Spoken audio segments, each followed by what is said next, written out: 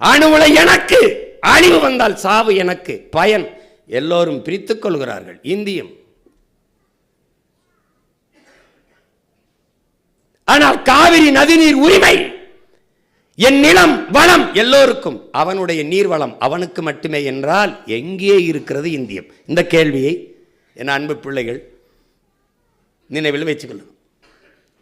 வாக்கு செலுத்தும் போது துணை ராணுவ படையை வாக்கு செலுத்துவதற்கு, சுதந்திர நாட்டில் சுதந்திரமாக வாக்கு செலுத்த முடியாது ஒன்னால, அப்படி நிற்பான் ராணுவ வீரர்.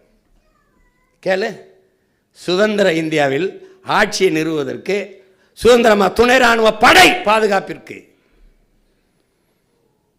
ஆனால் காவிரி நதிநீர் உரிமையை நான் கேட்டு போராடுகிற போது, இங்கே போராடுகிற போது, அங்கே இருக்கிற இன மக்களை அடித்து வரட்டான். இது ஒரே நாடு, ஒரே ரேஷன் கார்டு, ஒரே வரி, ஒரே தேர்தல், ஒரே தேர்வு, ஆனால் ஒரே நீர் இல்லை. நான் கேட்டால் மறுக்கிறேன்.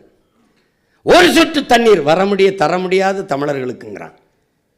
அப்ப அந்த இடத்துல என்ன வரும்? தன்மானம் மிக்கவனுக்கு ஒரு அழகு மின்சாரம், ஒரு துளி மின்சாரம் உனக்கு கிடையாது என்று சொல்ல வேண்டும் என்று தோணும். அவன் தண்ணீர் தர மறுப்பான். இவன் அதிகாரத்தை நிறுவ இங்கிருக்கிற திராவிட தலைவர்கள் அங்கு போய் அவனுக்கு ஆதரவாக வேலை செய்வார்கள். அவன் மறுப்பான், அடித்து எங்களை விரட்டுவான், தடுக்க துப்பற்று கைகட்டி நிற்பார்கள். இது திராவிடம். 500 TMC தண்ணி தந்து வந்து கொண்டிருந்தது எனக்கு,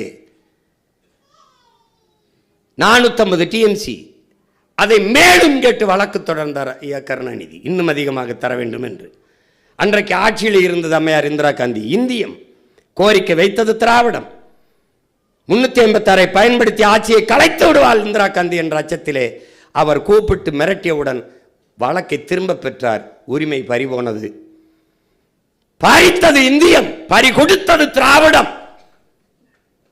இப்ப என் நிலத்தின் வளம் எல்லாருக்கும் பொதுமை என்றால், உன் நிலத்தின் நீர்வளம் உனக்கே என்றால் என் நிலத்தின் வளம் எனக்கே என்று பேசுவது தமிழ் தேசியம் அந்த இடத்துல பிறந்திருது. அங்கே நாங்கள் உரிமைக்கு போராடுகிற போது என் அம்மா என் அப்பா வயதை ஒத்தவர்களை அரை நிர்வாணமாக்கி அடிக்கிறான் முதுவிலே.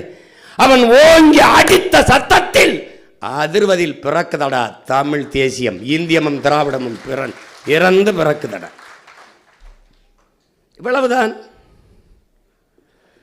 ஆந்திர காட்டுக்குள் சுட்டு போட்ட போது 20 பேரை ஆந்திராவில் இருக்கிற மனித உரிமை ஆர்வலர்கள் பேசவில்லை, மாற்றுக் கட்சி எதிர்கட்சிக்காரர்கள் பேசவில்லை, இந்த நிலத்தில் எந்த தலைவனும் பேசவில்லை, இந்தியாவை ஆண்ட நாட்டின் பிரதம அமைச்சர் ஒரு வருத்தம் சொல்லவில்லை. இதெல்லாம் தவறு என்று சொல்ல